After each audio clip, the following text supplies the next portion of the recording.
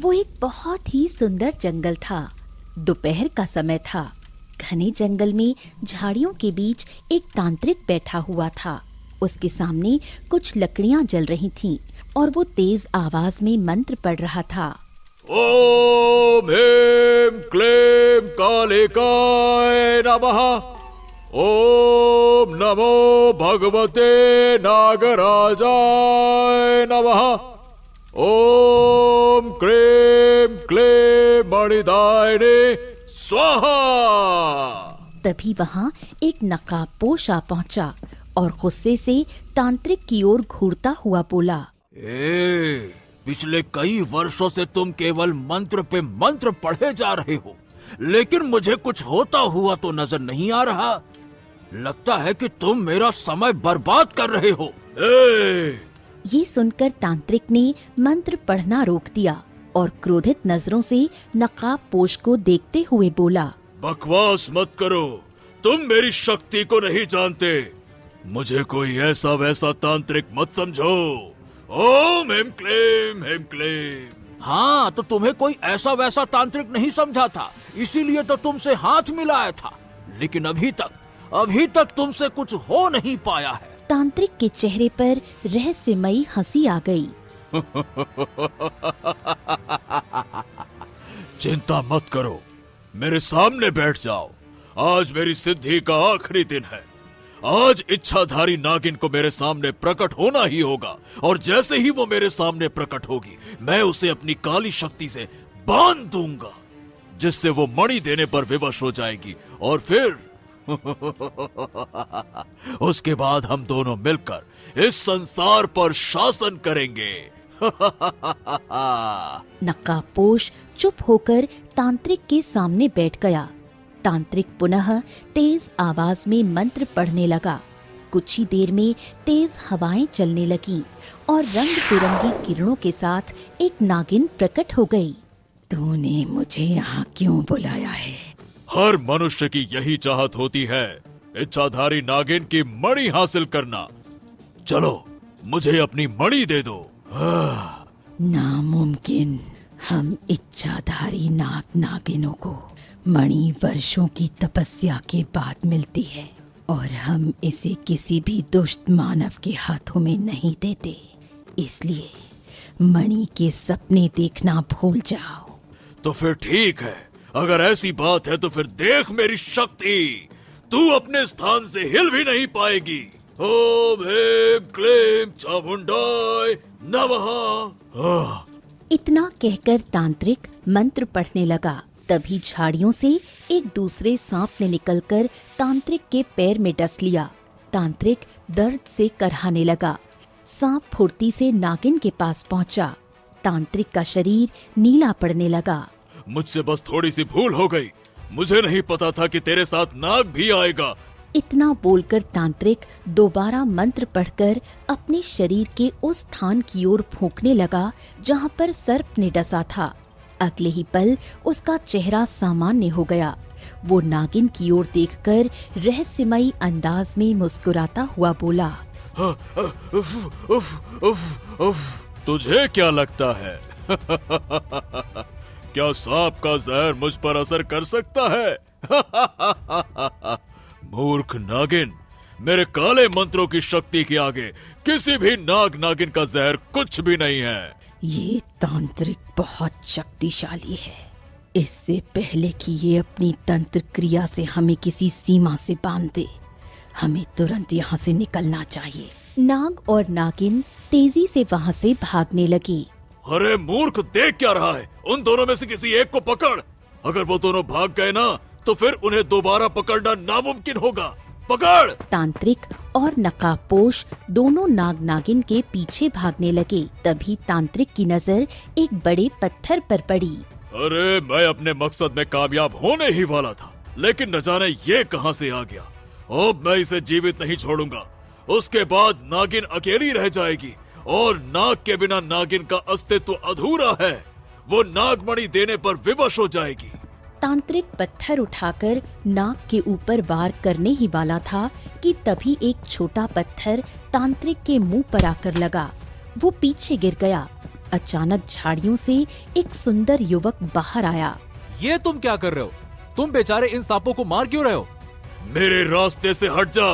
लेकिन युवक नहीं हटता। ये मेरा काम तुम पूरा करो। पता नहीं ये कौन सा मूर्ख है जो रास्ते की दीवार बनकर खड़ा हो गया है। नकाबपोश नाग नागिन के पीछे भागने ही वाला था कि तभी सुंदर युवक ने उसका हाथ पकड़कर उसे धक्का दे दिया। अरे मूर्ख, तू नहीं जानता कि तूने मेरे वर्षों की तपस्या पर पानी फेर दिया है? कौन रे मूर्ख तू? मेरा नाम बलराम है और मैं शिव जी का भक्त हूँ। मैं अपनी आंखों के सामने किसी भी नाग नागिन की हत्या होते हुए देख नहीं सकता। अरे रे, इसे सबक सिखा दो। तांत्रिक मंत्र पढ़ने लगा। ओहो, लगता है ये बहुत ही भयानक तांत्रिक है। इससे पहले कि ये अपने मंत्रों की शक्ति से मुझे नुकसान पहुंचा दे, मुझे भागना चाहिए। बलराम अचानक वहाँ से भाग निकला। तांत्रिक और नकाबपोश हक्के बक्के रह गए। अरे अब क्या होगा? चिंता मत कर, अब मैं एक ऐसा खेल खेलूंगा जो तेरी समझ से परे होगा। वो नाग नागिन अपने लोक से इस लोक में आ चुके हैं और इसी जंगल में कहीं छुपे हुए हैं। वो चाहे कहीं भी छुपे हो, मैं उन्हें ढूंढ निकालूंगा। मैं किसी भी हाल में उस नागिन से उस मणि को छीन कर रहूंगा। अरे लेकिन कैसे? तांत्रिक ने अपनी आंखें बंद कर लीं और कुछ देर बाद उन्हें खोलकर रहस्यमयी अंदाज में नकाबपोश के कान में कुछ बोलने लगा। नकाबपोश की आंखों में चमक आ गई। हाँ, ये बिल्कुल सही उपाय है। अब तुम जा सकते हो। नकाबपोश धीरे धीरे वहाँ से चला गया और तांत्रिक भी वहाँ से चला गया। हरियापुर गांव में मीरा अपने घर पर चूल्हे पर रोटियां बना रही थी। जब बलराम हांफता हुआ वहाँ पहुँचा, उसकी हालत देखकर मीरा घबरा गई। बलराम, तू सुबह से कहाँ था? अरे दीदी, मैं जंगल में बांसुरी बजाने गया था, लेकिन वहाँ मैंने देखा कि एक तांत्रिक और एक नकाबपोश दो बेचारे नाग नागिनों के पीछे पड़े हुए थे। वो उन्हें मारने ही वाले थे, लेकिन मैंने उन्हें बचा लिया दीदी। बलराम की मासूमियत पर मीरा के चेहरे पर मुस्कान और क्रोध दोनों झलकने लगे। वाकई तू भोला है बलराम। आखिर तू कब बड़ा होगा? तेरी उम्र के लड़के तो दूसरों के खेतों में काम करके कुछ कमा लाते हैं। माँ और पिताजी इस ख्वाहिश में चले गए कि उनका बेटा बलराम कुछ करेगा, और तू है कि दिन भर जंगल में बांसुरी बजाता रहता है। अरे दीदी, ऐसा नहीं है कि मैं काम नहीं करना चाहता। मैं जमींदार के पास गया था खेत में काम मांगने के लिए, पर उसने मुझे मूर्ख कहा। फिर सुखिया चाचा के खेत में भी काम मांगने गया, उन्होंने भी मुझे मूर्ख कहा। बोले कि मैं कभी जिंदगी में कोई काम ही नहीं कर सकता। अब बताओ दीदी, भला सारा गांव तो मुझे मूर्ख मूर्ख कह के चढ़ाता है। अब तुम ही बताओ, क्या मैं इतना बड़ा मूर्ख हूँ क्या? मैं क्या करूं? जब मेरा घर पर मन नहीं लगता तो मैं अकेले जंगल में चला जाता हूँ और बांसुरी बजाने लगता हूँ। तुम्हें पता है दीदी, मेरी बांसुरी की धुन ना जब जंगल में गूंजती है और फिर मेरे ही कानों में टकराती है ना, हा, मन को बहुत शांति मिलती है। मीरा की आंखों में हल्की नमी आ गई, लेकिन उसने अपने चेहरे पर मुस्कान बनाए रखी। क्योंकि तू बहुत भोला है बलराम, और ये दुनिया भले लोगों को ही मूर्ख कहती है। लेकिन तू चिंता मत कर, तेरी दीदी हमेशा तेरे साथ है।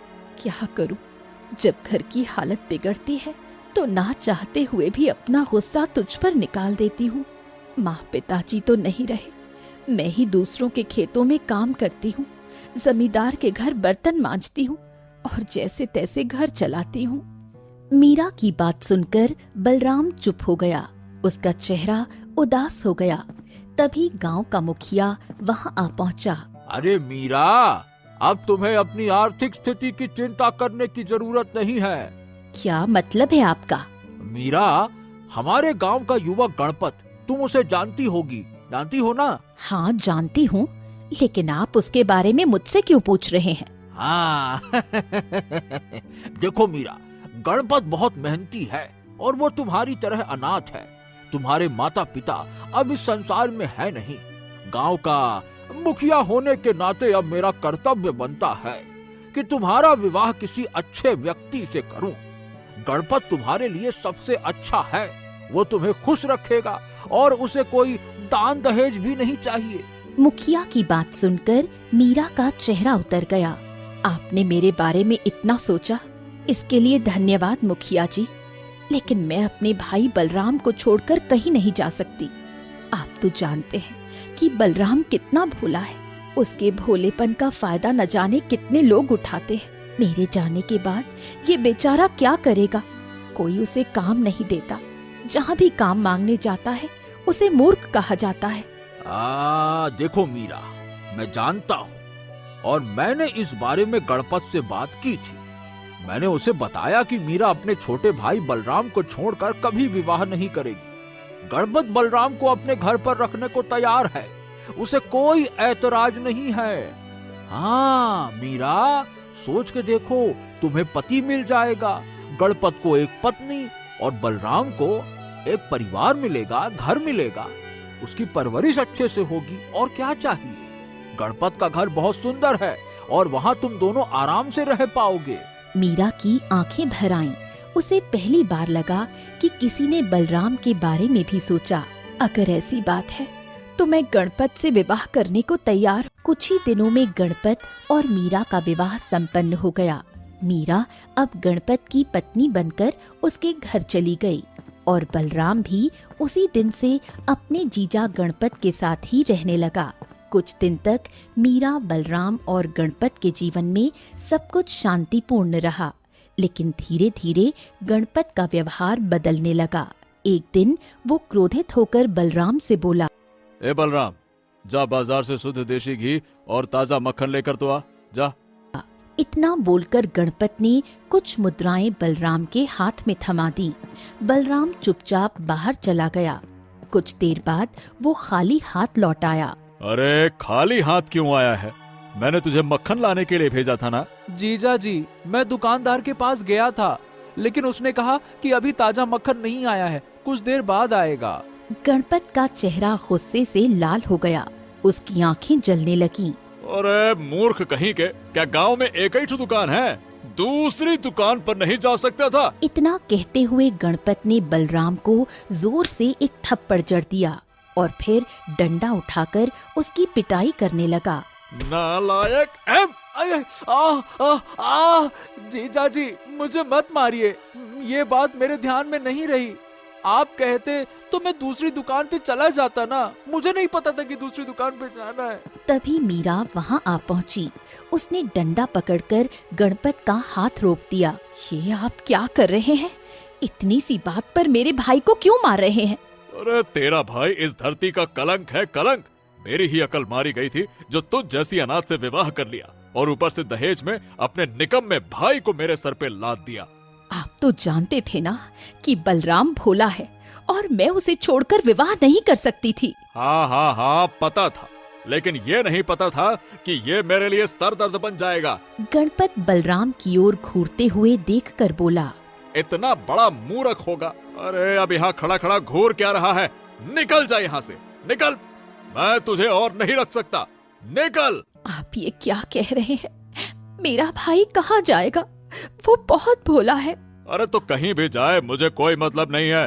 और अगर तुझे इतनी चिंता होती है तो तू भी निकल जा, मैं दूसरा विवाह कर लूंगा। मीरा सिसकने लगी।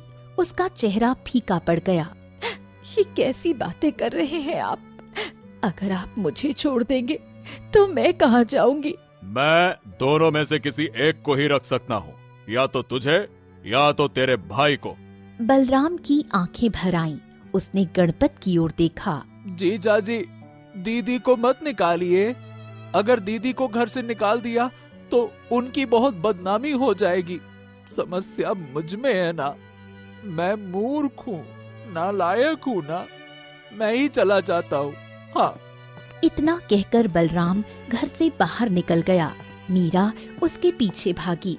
अरे रुक, तू कहाँ जाएगा बलराम? कहीं भी जाऊंगा दीदी, लेकिन अब आपके और जीजा जी पर मैं और बोझ नहीं बनूंगा। जीजा जी सही कहते हैं, मैं निकम्मा हूँ, न काम करता हूँ न कुछ कमा पाता हूँ, मुफ्त की रोटियां तोड़ता हूँ। बलराम फूट फूट कर रोने लगा और धीरे धीरे उस घर से दूर चला गया। बलराम गांव के चौराहे पर खड़ा हो गया। वैसे भी अब इस गांव में रहने से क्या फायदा, कोई काम तो देता नहीं, सभी मुझे मूर्ख समझकर बचते हैं। अब मैं जंगल में चला जाऊंगा, दीदी को अब कभी नजर भी नहीं आऊंगा। अगर दीदी की नजर मुझ पर पड़ी तो वो और उदास हो जाएंगी। मैं अपनी दीदी को दुखी नहीं देख सकता। मैं चाहता हूँ कि वो जीजा जी के साथ हमेशा खुश रहें। हाँ चल बलराम, अब चलते हैं जंगल। बलराम जंगल की ओर बढ़ गया। जैसे ही वो जंगल की सीमा तक पहुंचा, गांव का मुखिया उसे वहां देखकर चौंक गया। अरे बलराम, ए भाई तुम यहाँ क्या कर रहे हो? हैं? मुखिया जी, अब जीजा जी को मेरा रहना पसंद नहीं। वो कहते हैं मैं मुफ्त की रोटियां तोड़ता हूँ, इसीलिए मैं चला आया। अरे मुझे नहीं पता था कि गणपत इतना घमंडी इंसान है। मैं तो उसे सीधा समझता था भैया। लेकिन तुम यहीं ठहरो, मैं उससे बात करके आता हूँ। ऐसे कैसे निकाल देगा? रुक जाओ। नहीं मुखिया जी, अब मैं वहां नहीं जाऊंगा, आप रहने दीजिए। क्या बात करते हो? अगर मुझे थोड़ा भी सम्मान देते हो तो यहीं ठहरो, मैं अभी गणपत के कान खींच कर आता। मुखिया गांव की ओर चल पड़ा। उधर मीरा फूट फूट कर रो रही थी। अरे बस कर, कब तक ये रोना धोना चलेगा? चल जाके खाना बना। खाना बना? आपको अंदाजा भी है कि मेरा भाई कहाँ होगा? आप नहीं जानते वो कितना भोला है। माँ पिताजी ने मुझसे वचन लिया था कि मैं उसकी देखभाल करूंगी, और आज अपनी आंखों से उसे इस घर से जाते देखा। अगर मेरे भाई की जगह इस घर में नहीं है तो मेरी भी नहीं। ये सुनकर गणपत की आंखों में आग उतर आई। अच्छा, तो तू उस मूर्ख के लिए अब मुझे छोड़ेगी? मैं तो उसका किस्सा ही खत्म कर देता हूँ। ए भीम, ओ भीम। हाँ मालिक। जाकर बलराम को ढूंढ और जहाँ मिले उसे मार मार कर उसकी हड्डी पसली एक कर देना। जा। मालिक, मैंने उसे थोड़ी देर पहले जंगल की ओर जाते हुए देखा है। हाँ, बहुत अच्छा। चल जा और जंगल में ही उसे खत्म कर देना। ये सुनकर मीरा कांप गई। आप इस हद तक गिर जाएंगे, मैंने सोचा भी नहीं था। मैं अपने भाई को कुछ नहीं होने दूंगी। मीरा रोती हुई जंगल की दिशा में भागने लगी। भीम भी उसके पीछे चला गया। मीरा जंगल की सीमा तक पहुंची ही थी, तभी सामने मुखिया आता हुआ दिखाई दिया। अरे मीरा मीरा मीरा, मैं तो तुम्हारे पति से मिलने जा रहा था। ये तुम इतनी घबराई हुई क्यों हो? क्या हो गया? मेरे भाई की जान खतरे में है। गणपत उसे मार डालने की बात कर रहा है, और आपने तो देखा है भीम कितना निर्दयी है। अरे बलराम तो जंगल की सीमा पर ही बैठा है, वहीं मिलेगा तुम्हें। मीरा जंगल की ओर भागने लगी। उधर बलराम का मन बेचैन हो चुका था। हाँ, अरे मुझे क्यों लग रहा है कि दीदी के साथ कुछ गलत हो गया है, और मुखिया जी भी अभी तक नहीं लौटे। जाकर देखता हूँ। हाँ। बलराम भी गांव की ओर चल पड़ा। जब मीरा जंगल की सीमा पर पहुंची तो बलराम उसे नहीं मिला। वो जंगल के भीतर भागने लगी। तभी पीछे से भीम की आवाज मीरा के कानों में टकराई। रुक जाइए। लेकिन मीरा नहीं रुकी। अचानक उसका पैर फिसल गया और वो खाई में जा गिरी। उसकी चीख जंगल में गूंज उठी। ये देखकर भीम के होश उड़ गए। वो भागकर गणपत के पास आ पहुंचा। हाँ, मालिक मालिक मालिक, मीरा दीदी खाई में गिर गई। मैं उसे रोक ना सका मालिक। गणपत कुछ पल चुप रहा, फिर बोला, चलो अच्छा हुआ जान छूटी। वैसे भी मुझे उस पागल की बहन से चिढ़ हो गई थी। हाँ। तभी बलराम वहाँ आ पहुँचा। जीजा जी, दीदी कहाँ है? अरे तेरी वजह से उसकी जान चली गई। तू ही है उसकी मौत का कारण, नालायक मूर्ख कहीं का। हाँ, आप ये क्या कह रहे हैं जीजा जी? मैं तो उन्हें यहाँ छोड़ कर गया था। तू गया नहीं था, मैंने तुझे धक्के देकर निकाला था। और तू वापस क्यों आ गया? मेरा मन बेचैन था, कुछ गलत होने का एहसास हो रहा था। तेरे जाने के बाद वो मुझे छोड़ने की बात कर रही थी। ये सुनकर मैं गुस्से से आग बबूला हो गया और मैंने सोचा कि मैं तेरे जैसे पागल का किस्सा ही खत्म कर दूं। ये सुनकर तेरी बहन पागल हो गई, तुझे ढूंढने चली गई और खाई में गिर गई। अब सबसे अच्छा यही है कि तू भी खाई में गिरकर जाकर मर जा। बलराम की आंखों में आंसू भर आए। अरे भीम, देख क्या रहा है, बाहर फेंक दे इसे। भीम ने बलराम को धक्का देकर बाहर निकाल दिया। बलराम रोते हुए जंगल की ओर भागा। वहां फिर से मुखिया मिल गया। अरे क्या हो गया बलराम, मीरा मिली कि नहीं मिली? मुखिया जी, मैं घर पर गया था, जीजा जी ने बताया कि दीदी मुझे ढूंढने जंगल गई और खाई में गिर गई। मुखिया माथा पकड़कर जमीन पर बैठ गया। हे भगवान, ये क्या हो गया? मैं ही उसे तेरे पास भेजा था, वो तो तुझे ढूंढने गई थी। बलराम फूट फूट कर रोने लगा और जंगल की ओर दौड़ पड़ा। खाई के पास पहुंचकर जोर जोर से पुकारने लगा। दे दे मेरी बात सुनो, कहाँ हो दीदी? उसकी आवाजें खाली जंगल में गूंज कर लौट आईं। पागलों की तरह पुकारता बलराम खुद भी फिसल गया और खाई में गिर गया। कुछ समय बाद जब बलराम की आंख खुली तो सामने का दृश्य देखकर वो सन्न रह गया। बलराम को जब होश आया तो उसने खुद को एक भव्य और चमकदार हवेली में पाया। सामने उसकी दीदी मीरा मुस्कुराते हुए खड़ी थी, सुंदर वस्त्रों में। तो बहुत दिनों बाद होश आया है मेरे भाई। हाँ, दीदी आप ठीक हो? जीजा जी ने तो कहा था कि आप खाई में गिर गई थी। तभी वहाँ एक सुंदर युवक और एक सुंदर युवती आ गए। मीरा ने उनकी ओर इशारा किया। इनका नाम मोहन है और ये है इनकी बहन चंद्रलेखा। मेरी जान इन्होंने बचाई और तुम्हारी भी। हाँ, अरे मैं तो डर गया था दीदी, आपको सही सलामत देखकर बहुत खुशी हो रही है। अब चिंता मत करो बलराम, हमारी हवेली इस घने जंगल में है, यहाँ तुम आराम से रह सकते हो। तुम्हारी दीदी ने बताया कि तुम्हें बांसुरी बजाना बहुत पसंद है। हाँ हाँ, ये बात बिल्कुल सही है। तो फिर बताओ और क्या क्या चाहिए तुम्हें? हवेली भी तुम्हारी, जंगल भी, जब तक मन करे यहाँ रहो। उस दिन के बाद बलराम दीदी मीरा के साथ उस सुंदर हवेली में रहने लगा। एक दिन चंद्रलेखा बलराम के पास आकर बोली, भैया ने बताया कि तुम्हें बांसुरी बजाना बहुत पसंद है, चलो जंगल घूमते हैं। बलराम खुशी से उसके साथ हवेली से बाहर आया। हाँ, कितने दिनों बाद हवेली से बाहर निकला हूँ। वाह, ये जंगल तो बहुत सुंदर है, लेकिन अजीब बात है, तुम्हारी हवेली जंगल के बीच में क्यों है? यहाँ तो दूर दूर तक कोई बस्ती नहीं है। हमें अकेले रहना पसंद है, इसलिए हमने इस हवेली को यहाँ बनवाया है। अकेले रहने वाले बहुत खुश रहते हैं, ना किसी को धोखा देते हैं और ना ही किसी से धोखा खाते हैं। तुम्हारी दीदी मीरा सही कहती थी, तुम बहुत भोले हो। अब तो मैं भी मान गई हूँ। बलराम एक वृक्ष के नीचे बैठ गया और बांसुरी बजाने लगा। उसकी धुन जंगल में गूंजने लगी। धीरे धीरे मीरा और मोहन वहां आ पहुंचे और चुपचाप उसे सुनने लगे। वाह वाह वाह वाह वाह, सच में ये बांसुरी बहुत सुंदर बजाता है। जब इसने बजाना शुरू किया, मैं तो जैसे भूल गई कि मैं कहाँ हूँ। समय बीतता गया। बलराम और चंद्रलेखा की नजदीकियां बढ़ती गईं। एक दिन चंद्रलेखा बलराम की ओर देखकर बोली, मैं तुमसे प्रेम करने लगी हूँ। प्रेम तो प्रेम तो मैं भी तुमसे करता हूँ चंद्रलेखा, लेकिन तुम्हारा भाई, मुझे डर है वो नाराज हो जाएंगे। उन्होंने मुझे और दीदी को सहारा दिया, हम उनके ऋणी हैं। तुम मेरे भैया को नहीं जानते, वो वैसे नहीं है जैसे लोग सोचते हैं।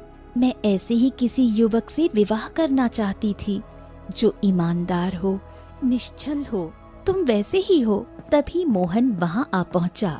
मीरा हिम्मत करके मोहन से बोली, भैया मैं बलराम से प्रेम करती हूँ, मैं उससे विवाह करना चाहती हूँ। तुम जानती हो तुम क्या कह रही हो? हाँ भैया, मैं जानती हूँ मैं क्या कह रही हूँ। इस विषय में हम बाद में बात करेंगे। इतना कहकर मोहन वहाँ से चला गया। लगता है तुम्हारे भैया नाराज हो गए। नहीं, वो नाराज नहीं हुए हैं। मैं अपने भैया को तुमसे बेहतर जानती हूँ। कुछ देर बाद बलराम और चंद्रलेखा हवेली के अंदर लौट आए। हवेली अब पहले से अधिक शांत लग रही थी, लेकिन उस शांति में कोई हलचल छिपी हुई थी। हवेली के भीतर सब कुछ पहले से शांत था। हवेली के अंदर मोहन चंद्रलेखा को घूरते हुए बोला, तुम बलराम से विवाह कैसे कर सकती हो चंद्रलेखा? मैंने ही चंद्रलेखा से कहा था मोहन भैया। वैसे आपके हम दोनों भाई बहन पर बहुत एहसान है और आप कभी इस रिश्ते को स्वीकार नहीं करेंगे। मैंने चंद्रलेखा को बहुत समझाया कि ऐसे मुझ जैसे भोले भाले इंसान को तो कोई काम ही नहीं देता, तो भला एक भाई अपनी बहन कैसे दे सकता है। उसी क्षण मीरा वहां आ पहुंची। बलराम ने उसका सामना करने से पहले सिर झुका लिया। क्या हुआ मोहन? चंद्रलेखा बलराम से विवाह करना चाहती है और बलराम भी उससे प्रेम करता है। तो फिर चंद्रलेखा को अपनी योनि त्यागनी होगी। मीरा की ये बात सुनकर बलराम बुरी तरह चौंक गया। तभी वहां अचानक मुखिया, गणपत और उसका साथी भीमा वहां आ पहुंचे। ओ, तो तू यहाँ है। मैं तो तुझे मरा हुआ समझ रहा था और तू अपने भाई के साथ हवेली में रह रही है। चल मेरे साथ। खबरदार जो मेरी दीदी से बदतमीजी की। मेरी दीदी तुम्हारे साथ नहीं जाएगी। बलराम रुको रुको रुको रुको, जिसे तुम अपना जीजा समझते हो वो तुम्हारा जीजा नहीं है। बलराम के चेहरे पर हैरानी की लकीरें दौड़ गईं। मैं जानता था इच्छाधारी नाग मुझे पहचान ही लेगा। इच्छाधारी नाग? हाँ बलराम, मैं इच्छाधारी नाग हूँ और तुम्हारी दीदी मीरा जो तुम्हारे बगल में खड़ी है वो भी इच्छाधारी नागिन है और चंद्रलेखा भी। मैंने इसलिए कहा था कि विवाह से पहले चंद्रलेखा को अपनी योनि त्यागनी होगी। क्या तुम इच्छाधारी नाग हो? ये तो समझ में आया, पर मेरी दीदी कैसे? ये तुम्हारी दीदी नहीं है बलराम, तुम्हारी दीदी इसी हवेली में सुरक्षित है। जो तुम्हारे साथ थी वो मेरी पत्नी है, एक इच्छाधारी नागिन। बलराम की आंखें आश्चर्य से फैल गईं। एक गहरा रहस्य उजागर हो रहा था। कुछ समय पहले तुमने एक तांत्रिक और नकाबपोश से हमारी रक्षा की थी। वो तांत्रिक मेरी जान लेना चाहता था और मेरी पत्नी की नाग मणि छीनना चाहता था। और वो तांत्रिक मैं हूँ। रंग बिरंगी किरणों के साथ गणपत एक भयानक तांत्रिक में बदल गया। और वो नकाबपोश भैया मैं था। तूने जंगल में मुझ पर हमला किया था। बलराम का सिर चकरा गया। हम नागमणि के लिए वर्षों से प्रयास कर रहे थे, तभी तू बीच में आ टपका। फिर मेरे दिमाग में एक नई योजना ने जन्म लिया। मैं जानता था कि तू और तेरी बहन अनाथ है।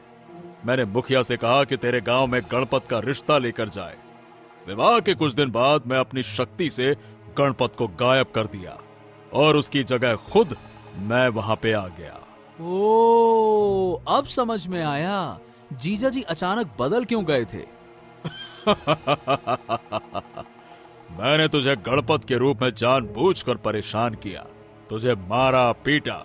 मैं जानता था कि तेरी बहन तेरे बगैर नहीं जी सकती और मैं ये भी जानता था कि तूने इच्छाधारी नाग नागिन की मदद की है, इसीलिए वो तुझे और तेरे परिवार को मुसीबत में नहीं छोड़ सकते। मैंने केवल इच्छाधारी नाग और नागिन को पकड़ने के लिए ही ये सारा खेल रचा था।